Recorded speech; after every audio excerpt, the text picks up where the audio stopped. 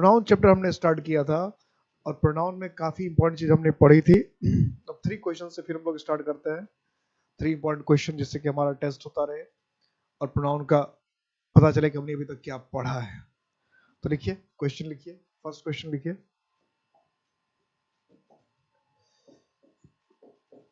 The poor man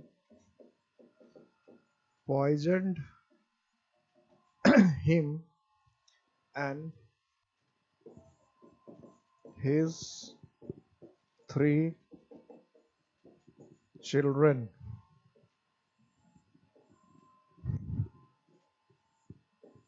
A B C और कोई गलती नहीं है तो no error. Okay, fantastic. Next question है,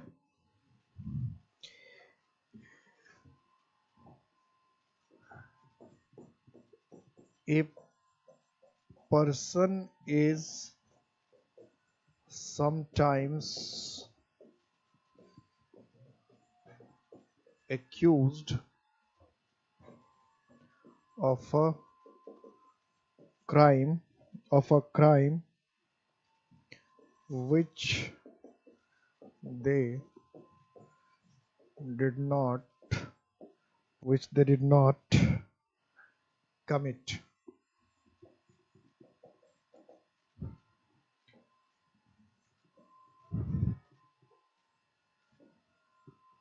ए बी सी और कोई गलती नहीं तो नो एरर। कोई गलती नहीं है तो no error. And third question, a good friend of me has been in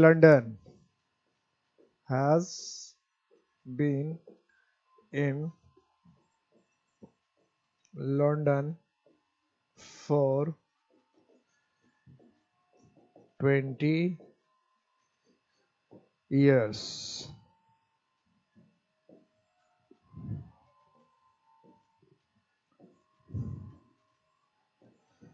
और कोई गलती नहीं है तो नो एरर। जवाब भी आना चाहिए,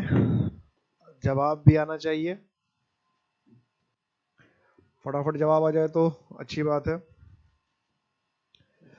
जवाब, और अभी तक मैंने जितना पढ़ा है मैंने उसी से मैं क्वेश्चन हमेशा शुरू को छोड़कर, जब फर्स्ट डे होता है तो हो सकता है चैप्टर का इंट्रोडक्शन रहता है तो क्वेश्चन उतना ही पूछा जाता है जो पढ़ाया गया है, जो चीजें पढ़ाई गई है जिससे उम्मीद हो कि आप बना सकते हैं, क्वेश्चन उतना ही पूछा जाता है या वही पूछा जाता है जिससे उम्मीद है कि आप जिसको पढ़ा रखा है जिस चीज को।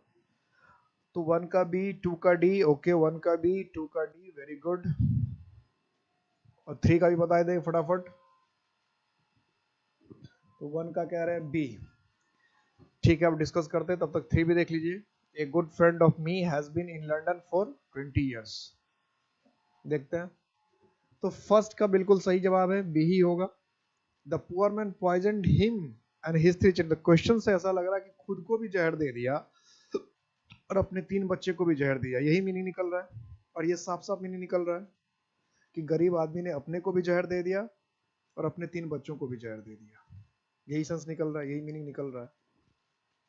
तो जब ये सेंस निकल रहा है कि अपने को भी जहर दिया और अपने 3 बच्चे को भी दे दिया, तो सब्जेक्ट ऑब्जेक्ट खुद जहर खाया, खुद से खाया, तो सब्जेक्ट ऑब्जेक्ट एक ही हो गया। तो इसलिए क्या होना चाहिए, हिमसेल्फ, रिफ्लेक्सिव प्रोनाउन होना चाहिए। ए पर्सन, अब ये जो दे का इस्तेमाल हमने किया, इसमें दे वर्ड का जो इस्तेमाल किया है 2 में, ये क्या है, दे किसके लिए है? A person is sometimes accused of, कि किसी व्यक्ति को हम उस अपराध का आरोप लगा देते हैं विच दे डिड नॉट, जो उसने नहीं किया। तो ये दे का इस्तेमाल ए पर्सन के लिए हो रहा है ना, तो दे तो प्लूरल है और ए पर्सन तो सिंगुलर है, फिर हम दे कैसे लिख सकते हैं? तो नॉर्मली क्या लिखना चाहिए, ही, या मान लो कि हमें नहीं पता है कि ये कौन हो सकता है, मेल फीमेल दोनों हो सकता है पर्सन, तो ही और सी ये लिख सकते हैं, ही और सी। लेकिन दे तो नहीं लिखना चाहिए ना नॉर्मली, हालांकि कुछ ग्रामर में दे कर देते हैं, अलग बात है, लेकिन नॉर्मली ये पर्सन के लिए ही नॉर्मली इस्तेमाल होना चाहिए, ही और सी। और इसमें क्या कर लिया दे कर दिया। ए पर्सन था, सिंगुलर था, प्रोनाउन आया था, तो क्या बताता प्रोनाउन का नंबर जेंडर और पर्सन वही होना चाहिए, नंबर का नंबर जेंडर और पर्सन हो, यही बात बताई थी ना कि प्रोनाउन का नंबर जेंडर पर्सन और नाउन का number gender person same. Pronoun का नाउन नंबर जेंडर पर्सन और नाउन का नंबर जेंडर पर्सन सेम हो, सेम।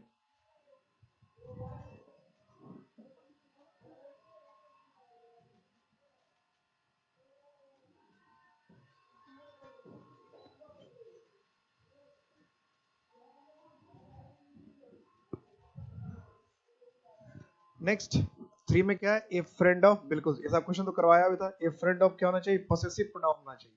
या तो संबंध बता रहा ना, ऑफ संबंध बता रहा कि मेरे दोस्तों में से कोई, मेरे अच्छे मित्र में से कोई 20 साल से रह रहा है, तो पोसेशन बता रहा है, तो फिर पॉसेसिव प्रोनाउन या पॉसेसिव एडजेक्टिव होना चाहिए। माई हो नहीं सकता, ये तो ऑब्जेक्टिव केस हो गया। ऑब्जेक्टिव तो बता नहीं रहा, सफरर तो बता नहीं रहा, संबंध बताने की बात हो रही है। सो संबंध बताने की बात हो रही है तो पॉसेसिव प्रोनाउन होना चाहिए, पॉसेसिव एडजेक्टिव होना चाहिए। पॉसेसिव एडजेक्टिव माई होगा नहीं, क्योंकि माई को हमेशा नाउन चाहिए, तो इसलिए यहां पर क्या रखना पड़ेगा, माइन, कि a good friend of mine has been in London for 20 years, कि मेरा एक अच्छा मित्र है जो 20 साल से लंदन में रह रहा है। अब शुरू करते हैं टॉपिक। तो प्रोनाउन में अभी तक हमने 4-5 प्रोनाउंस को पढ़ा है। किसको किसको पढ़ा, पर्सनल प्रोनाउन को पढ़ लिया, पर्सनल प्रोनाउन थोड़ा सा लंबा था। फिर कंपाउंड पर्सनल प्रोनाउन को पढ़ा। कंपाउंड पर्सनल प्रोनाउन में हमने पढ़ा कि कंपाउंड पर्सनल प्रोनाउन में कितने प्रोनाउन है, 2 प्रोनाउन है, रिफ्लेक्सिव और एम्फेटिक। अब नेक्स्ट पढ़ते हैं एक छोटा सा प्रोनाउन जिसको ऑलरेडी हम लोग पढ़ चुके हैं, वो है पोसेसिव प्रोनाउन। क्या है, पोसेसिव प्रोनाउन। ये छोटा सा प्रोनाउन है, अच्छा सा प्रोनाउन है। पोसेसिव प्रोनाउन छोटा सा और प्यारा सा अच्छा सा प्रोनाउन है। तो ये ज्यादा टाइम नहीं लेता है, क्योंकि इसको ऑलरेडी हम लोग पढ़ चुके हैं। पर्सनल प्रोनाउन में देखेंगे तो हम इसको पढ़ चुके हैं। पोसेसिव प्रोनाउन में हमारा क्या क्या आता है, जो पोसेशन, रिलेशन या ऑनरशिप दिखाता है। जब पोसेशन, रिलेशन या फिर ऑनरशिप दिखाता है, उसको हम कहते हैं मतलब अधिकार संबंध। पोसेशन का मतलब क्या हुआ, अधिकार। रिलेशन का मतलब क्या है, संबंध। तो जो अधिकार दिखाता है, जो संबंध दिखाता है, जो अधिकार दिखाता है, जो संबंध दिखाता है, तो अधिकार संबंध भी दिखाने वाले शब्द को हम पोसेसिव प्रोनाउन कहते हैं। क्या कहते हैं, पोसेसिव प्रोनाउन। अधिकार और संबंध दिखाने वाले नाउन को लोग पोसेसिव प्रोनाउन कहते हैं। अधिकार और संबंध दिखा उसको कहते हैं पोसेसिव प्रोनाउन। तो ऐसे पोसेसिव प्रोनाउन का लिस्ट हमारे पास क्या है, mine, yours, hours, theirs, hers।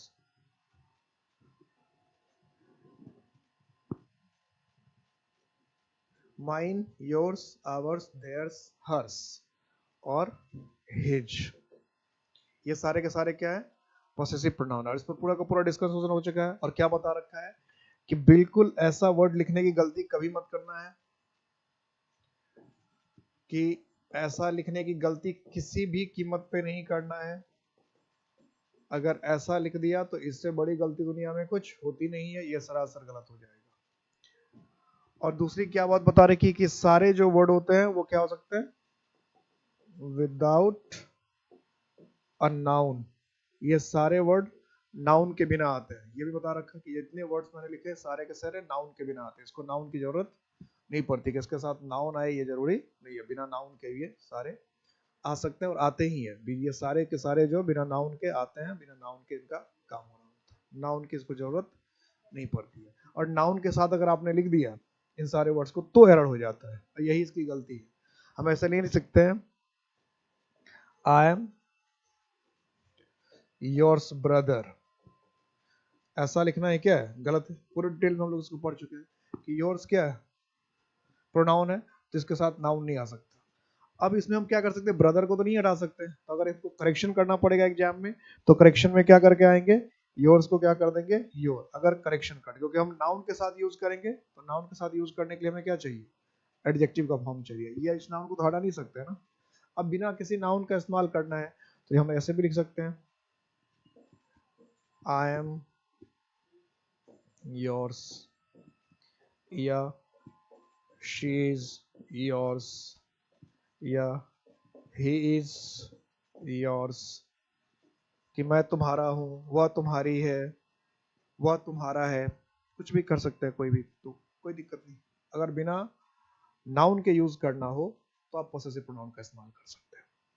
तो ये इसको हम लोग डिटेल में पढ़ चुके थे, क्योंकि अलग से पोसेसिव प्रोनाउन, क्योंकि पर्सनल प्रोनाउन के लिस्ट में बीच में पोसेसिव प्रोनाउन लिखा था तो फिर ऐसे छूट जाता है, इसलिए इसको अलग से भी देखना पड़ता है कि भाई ये सारे पोसेसिव। इसमें से ध्यान रखने की एक और बात क्या बताई थी कि इसमें सो हिज जो है वो पोसेसिव प्रोनाउन भी है और पोसेसिव एडजेक्टिव भी है, मतलब हिज नाउन के साथ भी आ सकता है, अकेला भी आ सकता है। अगर हम ऐसे भी लिखते हैं आई एम हिज तो भी ठीक है कि मैं उसका हूं, और अगर हम लिखते हैं आई एम हिज फ्रेंड तो ये भी क्या है, ठीक ही है।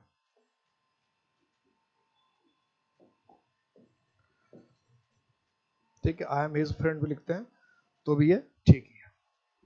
थोड़ा सा प्रोनाउन था, तो 14 प्रोनाउन हमने लिखे थे, उसमें से कितने प्रोनाउन हमने देख लिए, 5 या 4। Personal pronoun, compound personal pronoun, reflexive pronoun, एम्फैटिक pronoun और पोसेसिव प्रोनाउन। नेक्स्ट एक और ही ऐसा ही छोटा सा प्रोनाउन है, लेकिन वो छोटे क्वेश्चन से प्रोनाउन से क्वेश्चन खूब पूछता है, खूब जमकर पूछता है। ये आपको रेसिप्रोकल प्रोनाउन, अगर इसके क्वेश्चन देखेंगे प्रीवियस ईयर में तो खूब पूछेगा, एकदम जम जम के, खूब भर भर के क्वेश्चन पूछता है। यहां तक कोई डाउट नहीं ना किसी को, कोई डाउट, कोई कंफ्यूजन, कंसेप्ट क्लियर हो रहा है, गलती खुद से बना लेंगे, ये कॉन्फिडेंस आ रहा है ना कि अब हम कोई क्वेश्चन जो है खुद से एनालाइज करके बना लेंगे, समझ में आ रही बात कि हाँ ये क्वेश्चन ऐसे बनना चाहिए, इसमें क्या गलती और क्यों गलती है, ये समझ में आना शुरू हुआ कि नहीं। इससे पहले भी ग्रामर पढ़ते होंगे तो एरर बना देते होंगे, बस बन जाता होगा, लेकिन अब ये होना चाहिए मेरे से पढ़ने के बाद, जो मुझे ऐसा लगता है कि आप एकदम लॉजिक के साथ बताना चाहिए कि ये गलत है और इसलिए गलत है, दोनों बातें पता चाहिए कि गलत क्या है और क्यों गलत है। ये मेरा मेन मकसद है सिखाना। उससे क्या होता है कि फिर बच्चे नए क्वेश्चन भी अगर कोई आता है कुछ तो उसको समझ लेते हैं कि भाई ये गलती है, उसका कारण ये, यहाँ ये होना चाहिए, ये लिख दिया ऐसा। No doubts, okay very good, doubt होना भी नहीं चाहिए। और आप लोग से अब तो मैं रिक्वेस्ट कर सकता हूँ, अपील कर सकता हूँ कि भाई आप अपने स्टूडेंट्स, अपने फ्रेंड्स के बीच में अधिक से अधिक स्टूडेंट को क्लास को ज्वाइन करने के लिए कहिए। ये तो अब मैं कह सकता हूँ, मुझे ऐसा लगता है कि मैं कह सकता हूँ कि अब आप लोग इतनी क्लासेस कर चुके हैं कि आप ये समझ सकते हैं कि शुरू वाली क्लासेस ही नहीं है कि शुरू में चलो 10-20 क्लासेस जो है ठीक से पढ़ा दिया 10 क्लास, उसके बाद जो है टाइम पास करने लगे, ऐसा नहीं हुआ ना। इम्पैक्ट है तो मुमकिन है, तो इम्पैक्ट हमेशा आपके साथ रहेगा, आपके बेहतरी के लिए रहेगा, और ऐसी पढ़ाई पढ़ा कर देगा कि याद रखोगे, आप हमेशा यही कहोगे और बार बार कहते हो कि भाई फीस तो कम है, पढ़ाई बहुत अच्छी है, कंटेंट बहुत अच्छा है फीस के कंपैरिजन, ये कहने के लिए आपको मजबूर होना पड़ेगा। तो रेसिप्रोकल प्रोनाउन जो है ये बना है रेसिप्रोकेट से। रेसिप्रोकेट का मतलब होता है आपसी क्रिया प्रतिक्रिया, आपस में। जैसे अगर हिंदी में बात करें तो परस्पर या आपस में या एक दूसरे के साथ, ये सब मीनिंग होता है, ये सब इसका मीनिंग है। परस्पर, आपस में, एक दूसरे के साथ, ये सब इसका मीनिंग है, इसका जो मीनिंग रखा है रेसिप्रोकेट का, एक दूसरे के साथ म्यूचुअल, इसको हम लोग ऐसे भी कह सकते हैं म्यूचुअल एक्शन एंड रिएक्शन, कि आपसी क्रिया प्रतिक्रिया, आपसी क्रिया प्रतिक्रिया, इसको हम कहते हैं म्यूचुअल एक्शन एंड रिएक्शन। क्या कहते हैं इसको, म्यूचुअल एक्शन एंड रिएक्शन, आपसी क्रिया प्रतिक्रिया। दो ही ऐसे, और इसका हिंदी मीनिंग ये सब होगा, परस्पर, आपस में, एक दूसरे के साथ, ये सब इसका मीनिंग होगा, ये सब मीनिंग। दो ही रेसिप्रोकल प्रोनाउन होते हैं, एक होता है ईच अदर और एक होता है वन अनदर, दो ही बस, एक ईच अनदर और एक वन अनदर। दो ही रेसिप्रोकल, यानी कि ज्यादा रेसिप्रोकल प्रोनाउन है। अगर आप प्रीवियस ईयर के क्वेश्चन देखेंगे, आप में से बहुत को याद भी होगा, कई बार ये क्वेश्चन पूछ चुका है, बार बार पूछता है, अक्सर पूछता रहता है। तो ध्यान क्या रखना है कि ईच अदर का और वन अदर का इस्तेमाल कब करते हैं। अब मीनिंग दोनों का एक ही है, मीनिंग याद रखिए। पहले ईच अदर और वन अदर का मीनिंग क्या लिखेंगे, आपस में या परस्पर या एक दूसरे के साथ, ये मीनिंग है। चाहे ईच अदर है उसका भी मीनिंग है आपस में, परस्पर, एक दूसरे के साथ, और वन अनदर का भी मतलब है आपस में, परस्पर, एक दूसरे के साथ, आपस में, परस्पर, एक दूसरे के साथ। ये हमेशा हमेशा मीनिंग है, ठीक है, ये फिक्स रहता है दोनों।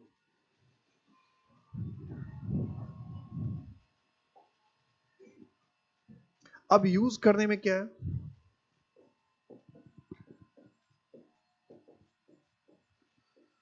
ईच अदर का इस्तेमाल होता है सिर्फ टू के लिए, सिर्फ दो के लिए,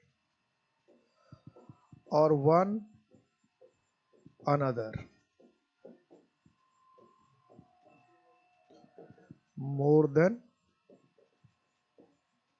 टू के लिए। मतलब ये हुआ कि जब सिर्फ दो नाउन के बीच में आपसी क्रिया प्रतिक्रिया दिखानी हो तो ईच अदर का इस्तेमाल करना है। जब नाउन दो ही हो, पर्सन थिंग्स जो भी हो, मतलब नाउन अगर दो ही नाउन के बीच में हमें दिखाना है कि आपस में, परस्पर या एक दूसरे के साथ, दो के बीच में, तो ईच अदर। अब दो से अधिक के बीच में दिखाना है कि आपस में, परस्पर, एक दूसरे के साथ, तो वन अनदर। तो क्वेश्चन इसमें कैसे पूछता है, ऐसे आराम से पूछेगा, Ram and Lakshman helped one another, कि राम और लक्ष्मण एक दूसरे की मदद करते थे, राम और लक्ष्मण एक दूसरे की मदद करते थे। तो सुनने में ठीक लगता है अच्छा, एक दूसरे की, वन अनदर, ठीक तो है, एक का हो गया वन, दूसरे का हो गया अनदर, तो वन अनदर, कि राम, और मीनिंग भी हिंदी में ऐसे निकल रहा कि राम और लक्ष्मण एक दूसरे की मदद करते थे, या राम लक्ष्मण आपस में मदद करते थे, आपस में या एक दूसरे के साथ मदद करते थे। तो राम और लक्ष्मण आपस में एक दूसरे की मदद करते थे, या आपस में मदद करते थे, या एक दूसरे की मदद करते थे। तो लग रहा है सही, लेकिन ये हो गया गलत, क्योंकि राम लक्ष्मण जब हम लिख रहे हैं तो राम लक्ष्मण का मतलब सिर्फ दो ही, एक राम और एक लक्ष्मण, दो ही व्यक्ति हुए। तो जब दो ही नाउन है, ओनली टू नाउन्स है, बस दो ही नाउन या दो ही पर्सन्स या दो ही थिंग, टू ही पर्सन्स थिंग है, तो फिर हमें हमारे पास होना चाहिए ईच अदर, लेकिन हमने लिख दिया किसमें क्या, वन अनदर। तो ये गलती होगी, इसको क्या करना पड़ेगा, ईच अदर, ये गलत है, एरर हो गया। तो ईच अदर को क्या करना पड़ेगा, वन अदर करना पड़ेगा, ईच अदर को क्या करना पड़ेगा, वन अदर, ठीक है। या सेंटेंस ऐसे लिख दिया, the political parties are putting blame on each other on the issue of pollution in Delhi। तो अगर सच्चाई की बात पूछे दिल्ली के पोल्यूशन के विषय में, तो मुझे केजरीवाल कितने पढ़े लिखे IRS थे कि क्या थे, ये मुझे समझ में नहीं आता है। मुझे ये समझ में नहीं आया, आज तक समझ में नहीं आया कि मान लो पराली हमने हरियाणा में जलाया, ठीक है, जलाया, पोल्यूशन होता होगा। पराली हमने पंजाब में जलाया, तो जहां पराली जलाया सबसे ज्यादा पोल्यूशन तो वहां होना चाहिए ना। अगर हरियाणा में पराली जल रहा है तो हरियाणा में सबसे ज्यादा पोल्यूशन होना चाहिए, वहां का वायु सबसे ज्यादा प्रदूषित होना चाहिए। वहां से चलकर यहाँ आया ना, तो पहले तो वहां का प्रदूषित होगा, वहां का एयर क्वालिटी कंडीश बहुत खराब होना चाहिए, बुरा होना चाहिए। पंजाब का बहुत खराब होना चाहिए, बुरा होना चाहिए। तो पंजाब का एयर क्वालिटी इंडेक्स बुरा क्यों नहीं है? हरियाणा का क्यों नहीं? दिल्ली का ही खराब। हरियाणा में पराली जलाने से असर मान सकते हैं कि पड़ रहा है, लेकिन सबसे पहले तो हरियाणा में होना चाहिए ना। तो हरियाणा का एयर क्वालिटी इंडेक्स दिल्ली से ज्यादा खराब होना चाहिए, पंजाब का और ज्यादा खराब होना चाहिए, क्योंकि पंजाब और ज्यादा बिगर स्टेट है। तो समझ में ये नहीं आता कि जलाओ हरियाणा में और सबसे ज्यादा खराबी गंदा जो एयर हो जाएगा वो दिल्ली का हो जाएगा। ये समझ में नहीं आता मुझे, ये क्या चक्कर है। खैर, तो यही क्वेश्चन है कि the political parties are putting blame on each other on the issue of pollution in Delhi. कि दिल्ली के मामले पर जितने भी पॉलिटिकल पार्टी, ढेर सारे पॉलिटिकल है, आम आदमी पार्टी है, समाजवादी पार्टी हो जाएगा, तो आपको बीजेपी हो जाएगा, तो कांग्रेस हो जाएगा, ढेर सारे पार्टी पॉलिटिकल, बीएसपी हो जाएगा, सब एक दूसरे पर आरोप लगाएंगे। तो सब जब एक दूसरे पर आरोप लगा रहे हैं, तीन पार्टी तो है, ये कहता है उसको, वो कहता है उसको, वो कहता है उसको, सारा सारा। तो यहाँ पर कई पॉलिटिकल पार्टीज है, तो इसमें क्या गलती हो गई, क्या गलती हो जाएगी? ये जो हमने लिख रखा है ईच अदर की जगह पर क्या होना चाहिए? One another. क्योंकि दो ही पॉलिटिकल पार्टी नहीं है, कई पॉलिटिकल पार्टीज, और सारे पॉलिटिकल पार्टीज एक दूसरे पर आरोप लगाएगी। अब मान लो अभी यूपी का विधानसभा चुनाव होगा या हरियाणा में चुनाव होगा, तो दो ही पार्टी नहीं होगी ना। मान लो कांग्रेस है, बीजेपी है, समाजवादी पार्टी है, बहुजन समाजवादी पार्टी है, बहुत सारे पॉलिटिकल पार्टीज हो जाएंगे, बहुत सारे पॉलिटिकल पार्टीज हो जाएंगे, और सब क्या करेंगे? चुनाव लड़ेंगे, एक दूसरे पर आरोप प्रत्यारोप लगाएंगे, एक दूसरे को गलत कहेंगे और अपने आप को सर्वश्रेष्ठ कहेंगे। यही नॉर्मली बात होती है। तो रेसिप्रोकल प्रोनाउन कोई डिफिकल्ट प्रोनाउन नहीं, लेकिन क्वेश्चन खूब पूछता है, ये ध्यान रखिएगा। रेसिप्रोकल प्रोनाउन से क्वेश्चन काफी बनता है। रेसिप्रोकल काफी क्वेश्चन बनता है, ढेर सारे क्वेश्चन बनाया जाता है रेसिप्रोकल प्रोनाउन से, ढेर सारे क्वेश्चन बनते हैं। और है ये बहुत छोटा, है बहुत छोटा, ठीक है, लेकिन क्वेश्चन खूब बनता है। हो गया, रेसिप्रोकल प्रोनाउन खत्म हो गया। नेक्स्ट प्रोनाउन लेते हैं हम लोग, एक इम्पर्सनल प्रोनाउन।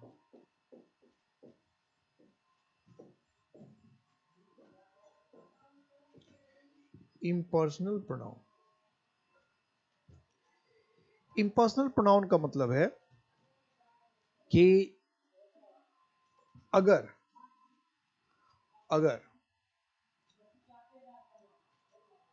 कोई पर्सन से रिलेटेड ना हो, जैसे फर्स्ट स्पीकर से रिलेटेड हो, या लिसनर से रिलेटेड हो, या टॉपिक से रिलेटेड हो, ऐसा ना हो, first person, second person, third person से जो रिलेटेड ना हो, तो उसको हम कहते हैं इम्पर्सनल प्रोनाउन। इम का मतलब ये होता है नॉट, जैसे हम लोग कहते हैं इम्पॉसिबल, तो नॉट पॉसिबल में इम लग गया, तो इम्पॉसिबल नॉट का सेंस आ जाता है। तो इम्पर्सनल का मतलब नॉट पर्सनल, नॉट पर्सनल। तो जो पर्सनल ना हो उसको कहते हैं इम्पर्सनल। ऐसा प्रोनाउन जो है बस एक ही प्रोनाउन है, इट, एक ही प्रोनाउन है इसका, इट, जो इम्पर्सनल प्रोनाउन की तरह यूज होता है, इट। तो इट का और इट पर्सनल प्रोनाउन की तरह भी यूज होता है। तो इट जब टॉपिक है कि अगर किसी चीज के हम विषय में बात कर रहे हैं उसके लिए इट का इस्तेमाल कर रहे हैं, तब तो वो थर्ड पर्सन है। तो इट का बेसिकली हमें यूज सीख लेना है। अब समझना कि इट पर्सनल प्रोनाउन भी होता है, इट इम्पर्सनल प्रोनाउन भी होता है। समझना कैसे होगा कि अगर यह किसी टॉपिक के विषय में, जिसके विषय में, किसी के विषय में बात के, जैसे हमने कहा कि this is pen, I like it, तो मैं इसकी बात कर रहा हूँ, ये टॉपिक हो गया पेन, तो ये फिर पर्सनल प्रोनाउन हो गया। लेकिन इससे अगर डिफरेंट यूज हो, फर्स्ट पर्सन सेकंड पर्सन के लिए ना होकर उससे कुछ थोड़ा सा डिफरेंट हो जाए, अलग हो जाए, तो उसको कहते हैं इम्पर्सनल। अभी एग्जांपल आएगा तो पता चल जाएगा। एक ही प्रोनाउन होता है इम्पर्सनल, इट। लेकिन इससे दो चीजें बहुत पूछी जाती है एग्जाम में, तो पहले इसका नॉर्मल यूज देख लेते हैं और उसके बाद बात करेंगे। इसका इम्पर्सनल प्रोनाउन की तरह पहले यूज देखते हैं कि इम्पर्सनल प्रोनाउन की तरह यूज किया होता है। तो इम्पर्सनल प्रोनाउन की तरह इसका यूज होता है टाइम बताने के लिए, वेदर बताने के लिए, ठीक है, टाइम बताना है, वेदर बताना है, तो हमें इट का इस्तेमाल करना होता है। टाइम वेदर बताने के लिए सबसे ज्यादा इट का ही इस्तेमाल होता है। अब टाइम में कुछ भी हो गया, डे हो गया, डेट हो गया, आवर हो गया, कुछ भी हो गया, तो हम इट का इस्तेमाल, वेदर का, या वेदर बताना, मौसम के विषय में बात करना, तो हम इट का इस्तेमाल करें। जरा इसको एग्जांपल समझिए। जैसे हमको कहना कि 7 बजने वाला है, तो हम क्या कहते हैं? इट इज टू 7, कि 7 बजे या 7 o'clock। हमने कहा कि शाम का वक्त है, शाम का वक्त है, तो हम सिंपली लिखते हैं इट इज द इवनिंग, ऐसे नहीं लिखते it is the time of the evening, क्या लिखते हैं, शाम का वक्त है, इट इज द इवनिंग। हमने कहा कि 12 बजा है, 12 बजा है, तो हम क्या कहते हैं, it is 12 o'clock, it is 12 o'clock. ये जो एपोस्ट्रॉफी लगता है यहाँ पे, इस एपोस्ट्रॉफी का कुछ लोग क्या करते हैं, इस एपोस्ट्रॉफी की जगह ऐसे लिख देते हैं, तो ये लिखना बिल्कुल गलत है, दोनों तरफ लगा रहे हैं तो गलत है। एक्चुअली ये जो है ऑफ है, it is 12 of the clock, कि घड़ी के 12 बजे हैं। तो ऑफ में जो ये एफ है इसको ओमिट किया जाता है, तो यही चीज दिखाने के लिए कि यहाँ से एफ ओमिट है, यहाँ पर क्या लगाता है, एपोस्ट्रॉफी लगाते हैं, जैसे हम डोंट लिखते हैं, तो डोंट में ऐसे क्यों लगाते हैं, ये क्यों लगाते हैं, क्योंकि ये दिखाने के लिए लगाते हैं कि यहाँ से ओ गायब है, इसलिए एपोस्ट्रॉफी लगाते हैं। तो यहाँ जो एपोस्ट्रॉफी ओ के पहले लगा रखा वो इसलिए लगा रखा है कि हमें ये बताना होता है यहाँ से एफ गायब है, 12 ऑफ द क्लॉक होता है, तो एफ गायब हुआ तो उसकी जगह एपोस्ट्रॉफी लगा दिया एफ की जगह। और अगर ये एपोस्ट्रॉफी छोड़ के खाली ऐसे लिख देंगे 12 ओ क्लॉक तो भी गलत हो जाएगा, ओ क्लॉक भी लिख सकते हैं, आपको वो भी लिखना पड़ेगा और साथ साथ एपोस्ट्रॉफी भी लिखना पड़ेगा, वो भी लिखना पड़ेगा और एपोस्ट्रॉफी भी लिखना पड़ेगा। इट इज 12 ओ क्लॉक कि 12 बजे है। या हम कहते हैं कि आज सोमवार है या आज बृहस्पतिवार है, तो हम क्या कहेंगे, इट इज थर्सडे। ऐसा नहीं कह देंगे आज बृहस्पतिवार है, थर्सडे इज टुडे, ऐसा नहीं कहते, इट इज थर्सडे टुडे। अगर हमको ये कहना है कि आज बृहस्पतिवार है तो हम ये भी नहीं कहेंगे कि today is Thursday, Thursday is today, ऐसा भी नहीं कहेंगे, इट इज थर्सडे टुडे, क्या कहेंगे, इट इज थर्सडे टुडे, क्या कहना है, it is Thursday today. Clear, या समझ में आ रही है बात ना।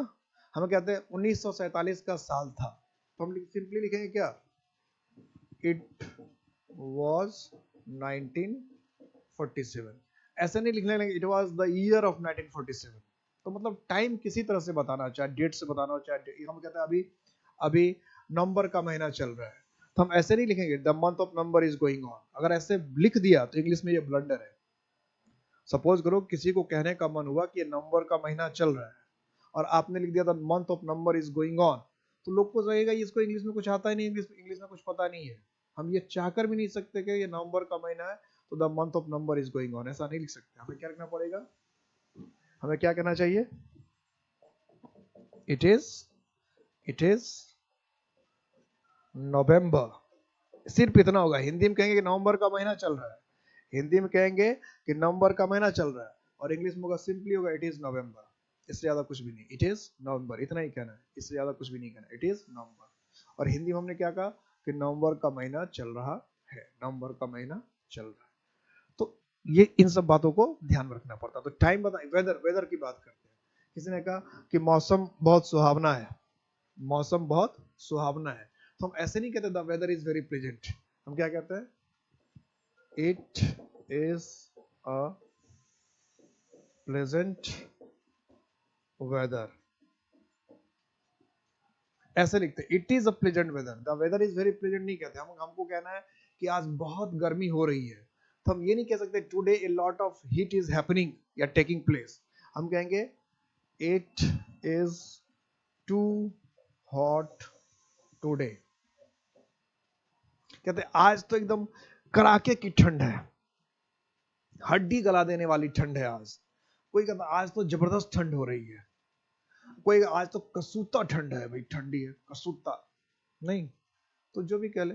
तो अगर बहुत कड़ाके की ठंड है, हड्डी गलाने वाली ठंड है, हड्डी में चुभने वाली ठंड है, बहुत बहुत ज्यादा ठंड है, बहुत ज्यादा जबरदस्त ठंडी अगर है, तो हम क्या कहेंगे, इट इज बाइटिंग कोल्ड। अगर कसूदा ठंड है, कसूदा जाड़ा पड़ हो रहा है, तो क्या इट इज बाइटिंग कोल्ड। क्या कहेंगे, या इट इज चिलिंग कोल्ड भी कहते हैं, it is biting, biting cold का मतलब होता है एकदम जबरदस्त ठंड पड़ना, बहुत भयंकर ठंड पड़ना, it is biting cold, it is biting cold. ठीक है, तो अगर हमें किसी भी चीज की बात करनी हो, मतलब टाइम की बात करनी हो, वेदर की बात करनी हो, तो हम इट से सेंटेंस शुरू करते हैं। ठीक है, अगर हम कह रहे हैं बारिश हो रही है, तो हमें बताना it is raining, it is raining. English में ऐसे नहीं, रेन इज हैपनिंग, अगर हमें कहना है कि बारिश हो रही है तो रेन इज रेनिंग नहीं कहना है, या रेन इज हैपनिंग नहीं कहना है। रेन इज रेनिंग भी नहीं कहना है और रेन इज हैपनिंग भी नहीं कहना है। कोई तकलीफ तो नहीं, समझ में आ रहा है?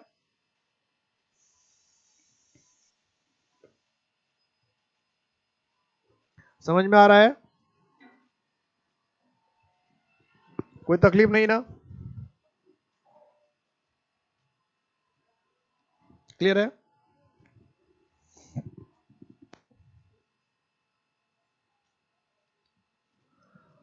तो टाइम की बात करें, वेदर की बात करें, दोनों की बात करें तो किससे बात करें? टाइम की बात और वेदर की बात दोनों की बात हो तो किससे बात होनी चाहिए? टाइम और वेदर दोनों की बात होनी चाहिए इट से। ध्यान रह जाएगा। यहां से सबसे इंपॉर्टेंट जो पूछा जाता है, जो बार बार कॉमन एरर में आता है, बार बार, और जो कॉमन एरर में आता है उसकी बात करते हैं। जहां से कॉमन एरर बार बार आएगा, कई बार आ चुका, जिसके लिए हमने इस टॉपिक को छेड़ा है। अगर वो चीज नहीं आता तो इस पढ़ने की जरूरत भी नहीं थी। उस एक क्वेश्चन के लिए हमको ये इंपॉसिबल प्रोनाउन पढ़ना पड़ता है जो बार बार एरर में आता है और हर एग्जाम में एरर में आता है।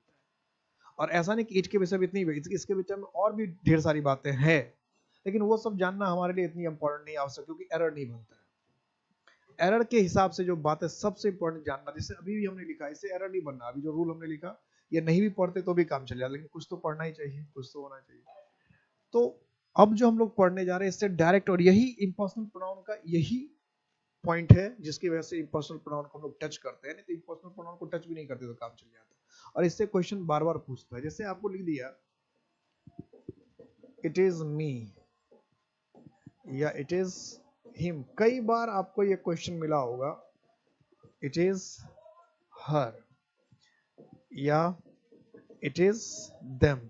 इस तरह के क्वेश्चन बार बार पूछता है, बार बार पूछता ही रहता है, हमेशा पूछता रहता है। तब सवाल यह है कि अब यह सेंटेंस सही है कि गलत है?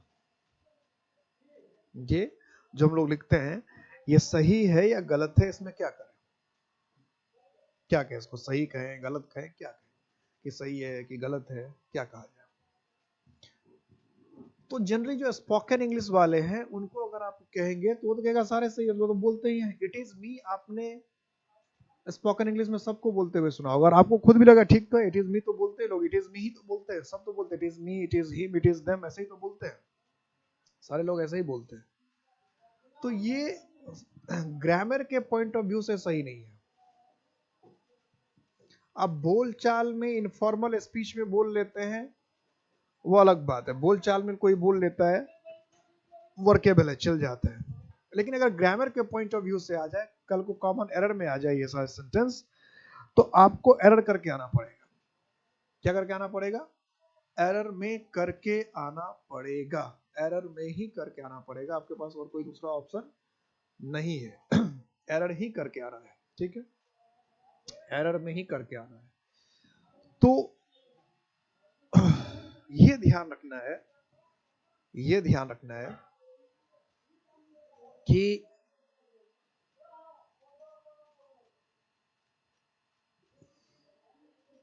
अगर इस तरह के सेंटेंस कभी आ गए तो आप उसको सही करके नहीं आएंगे, भले कितनी बार आपने सुना। चूंकि एग्जाम में हम लोग जाते थे, इतनी बार सुन चुके हैं हम लोग कि अभी जो मैं कह रहा हूं इस पर ध्यान नहीं जाता है, और बार बार सुने रहे तो उसको सही करके आ जाते हैं। तो अगर ऐसा आ गया तो ये बिल्कुल गलत है। ये यूज किया है, पहले इसको समझते हैं। इसको क्या कहते हैं? ये इट का यूज है, और ये है क्या? तो लिखेंगे it is used to emphasize, it is used to emphasize, कि इट का इस्तेमाल करते हैं हम लोग emphasize करने के लिए, जोर डालने के लिए। इट का इस्तेमाल किसके लिए करते हैं? emphasize करने के लिए करते हैं, जोर डालने के लिए करते हैं, जोर डालें किसी चीज पर। तो अगर हम किसी चीज को emphasize करना है, किसी चीज पर जोर डालना है, किसी चीज को emphasize करना है, किसी चीज पर जोर डालना है, तो हम इट का इस्तेमाल करेंगे इम्फेसाइज करने के लिए। अब इम्फेसाइज करने का मतलब क्या है? जोर डालने का मतलब क्या है? जैसे हमको कहना है कि मैंने ही तो तुम्हारी मदद की है, या तुमने ही तो मेरी मदद की है, या इसी ने तो तुम्हारी मदद की है, या उसी ने तो तुम्हारी मदद की है, मैं ही तो आ रहा हूं, तुम ही तो आ रहे हो, नेताओं ने ही तो देश को लूटा है। तो ये सब इंफेसाइज करना इसी को कहते हैं कि नेताओं ने ही तो देश को लूटा है, तुम ही ने तो मेरी मदद की है, मैंने ही तो तुम्हारी मदद की है, मेरे दोस्त ने ही तो तुम्हारी मदद की है। तो ये सारे जो सेंटेंस हो गया ये इंफेसाइज करना हुआ, इसी को कहते हैं इंफेसाइज करना। अब इसकी इंग्लिश कैसे बनेगी, तो एग्जाम में क्या करता है उससे देखिए, इंग्लिश में क्या करेगा, एग्जाम में क्या करेगा, समझ में आ गया इंफेसाइज करने का क्या मतलब है, इंफेसाइज करने किसको कहते हैं, क्लियर है। तो अगर हमने कहा कि it is me who have helped you, अगर ऐसा क्वेश्चन पूछ लेता है it is me who have helped you, तो हिंदी मीनिंग इसका ये हुआ कि मैंने ही तो तुम्हारी मदद की है, मैंने ही तो तुम्हारी मदद की है, यही इसका मीनिंग है, मैंने ही तो तुम्हारी मदद की है। तो जब ये क्वेश्चन पूछता है तो बहुत सारे स्टूडेंट ऐसे होते हैं जो बी में गलती करके आ जाते हैं, वो हैव को हैज कर देते हैं। It is me who have helped you, ये सुनने में थोड़ा सा अजीब लगता है कि मैंने ही तो तुम्हारी मदद की है, तो लगता है ये तो अटपटा सा लगता है, स्टूडेंट को लगता है, अब क्यों लगता है वो स्टूडेंट जाने, लेकिन स्टूडेंट को ऐसा लगता है it is me who have helped you, थोड़ा सा अजीब है, तो इसको ऐसे कर दो कि it is me who has helped you, तो लगता है सही है, अच्छा सुनने में अच्छा लगता है, लोगों को सुनने में अच्छा लगता है, तो हैव को हैज करके आ जाता है। लेकिन इसमें गलती क्या है, फर्स्ट पार्ट में है, क्या गलती है कि आप इट इज मी नहीं लिख सकते, क्या लिखना है, इट इज आई। तो अगर कहना कि मैंने ही तो हम सही क्या लिखेंगे, इट इज आई। हमें कहना कि तुमने ही तो क्या लिखेंगे, इट इज यू।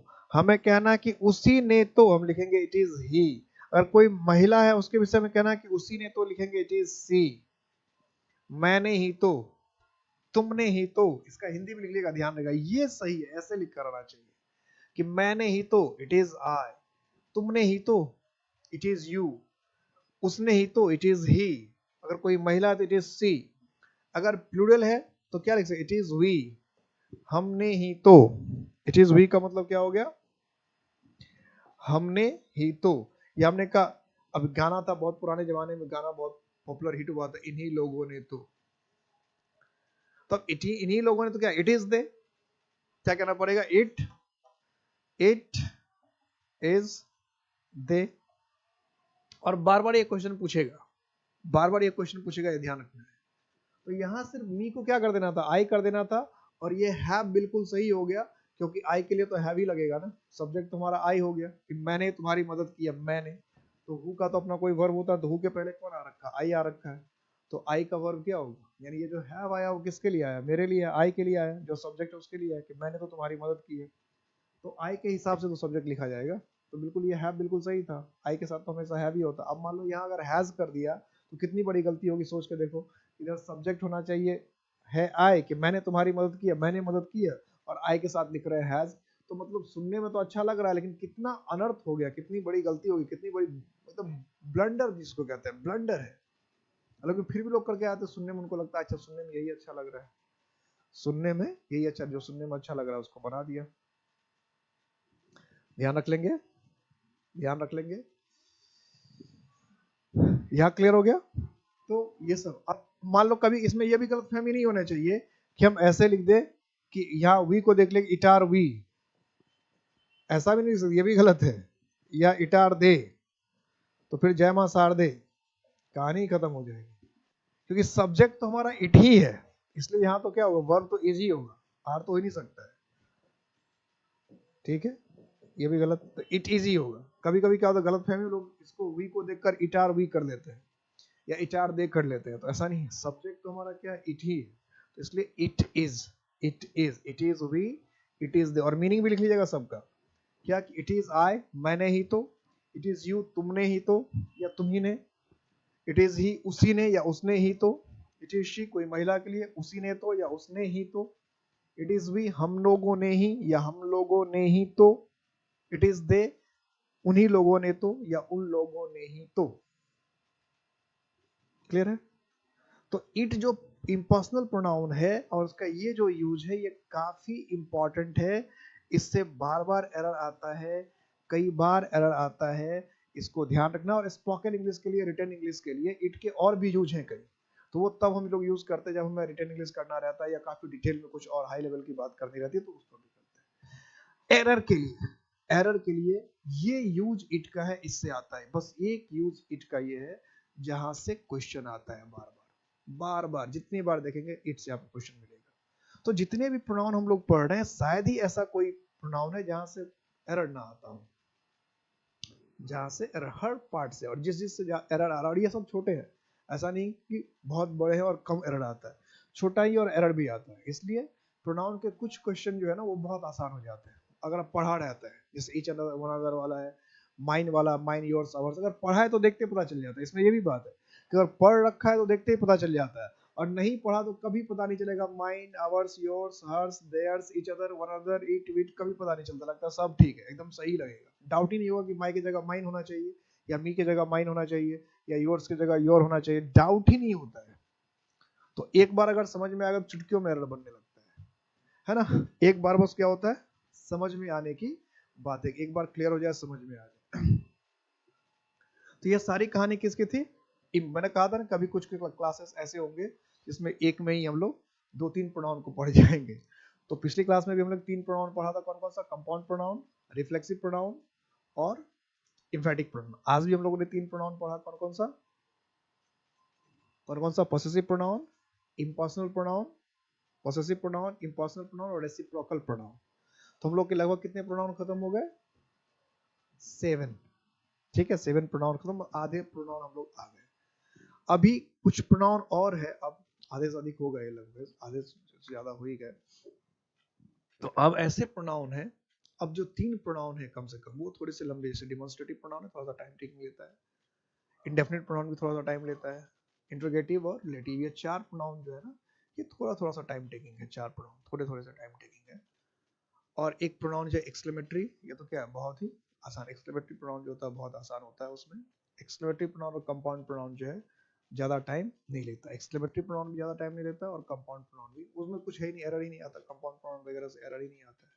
तो उसको हम लोग नेक्स्ट क्लास में उसे भी हम लोग कर लेंगे।